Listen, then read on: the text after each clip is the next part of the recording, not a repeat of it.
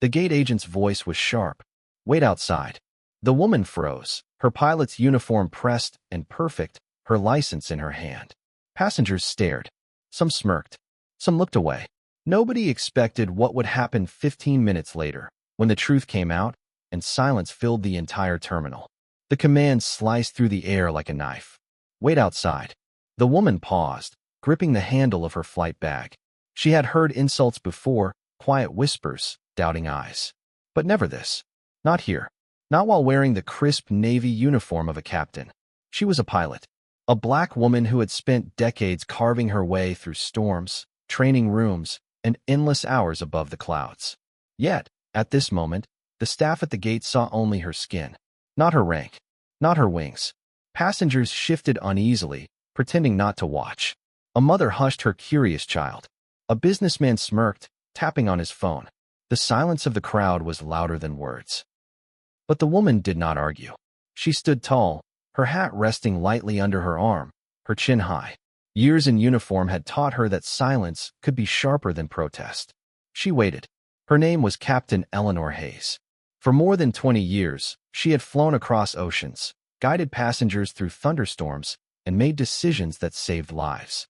She was calm under pressure, trusted by her crews, admired by her students. But Eleanor's life had not been easy. She had grown up near an Air Force base, a young girl watching fighter jets pierce the sky. Her father, a mechanic, would lift her onto his shoulders so she could see better.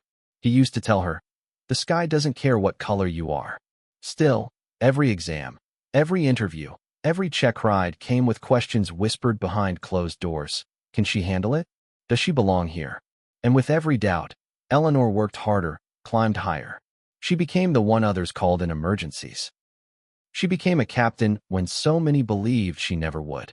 The uniform she wore was not just fabric. It was a lifetime of sacrifice. Missed birthdays, endless nights away from family, the loss of her father, who never lived to see her take her first command. Every pin, every stripe on her sleeve carried weight. And yet, standing at the boarding gate of her own flight, Eleanor was treated like an intruder. The staff member's words echoed, sharp and dismissive. "Wait outside." She handed over her ID, but the agent barely glanced at it. Another worker rolled her eyes, muttering, "We'll verify with the captain." Passengers stared harder now, whispering. Some pitied her. Others questioned silently. Could she really be the pilot? But Eleanor did not argue. She stood in quiet strength, the polished shoes of a leader planted firmly on the carpet. Every second felt like an eternity, but she knew patience could be power. Minutes passed. Her co-pilot approached, confusion written on his face. He tried to intervene, but the staff dismissed him. "We'll handle this," one said, her tone dripping with authority she didn't own. The tension thickened. People shifted uncomfortably, but no one spoke up. Silence became complicity. Yet Eleanor remained unshaken. Her calm presence was a storm contained, her silence a blade unsheathed. She knew something they didn't. She knew the clock was ticking. 15 minutes later, the truth came crashing down. The station manager arrived, holding a clipboard.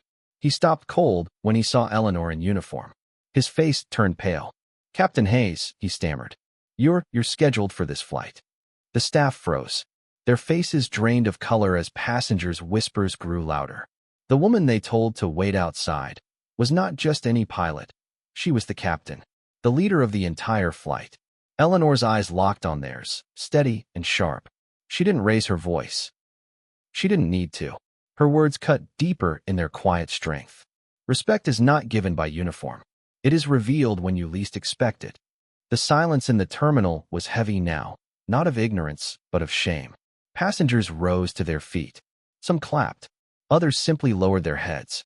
The staff, red with embarrassment, tried to mumble apologies. But Eleanor was not finished. With calm precision, she spoke to the station manager.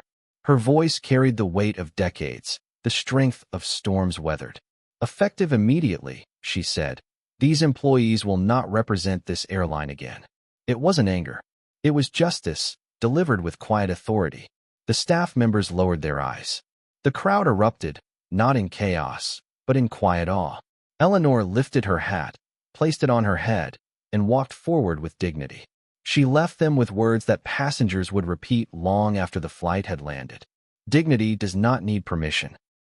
As the plane soared hours later, Eleanor gazed through the cockpit window at the endless horizon. The sky did not care about color or doubt. The sky belonged to those brave enough to rise. Her story became more than a flight. It became a reminder that true leadership is not about power shouted in anger, but strength carried in silence. And for everyone watching, it is a lesson that echoes far beyond the runway.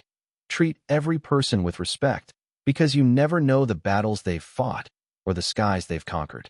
So, where are you watching from? And what would you have done if you saw that moment unfold at the gate? Share your thoughts below, and don't forget to subscribe for more stories that honor strength, dignity, and the silent heroes among us.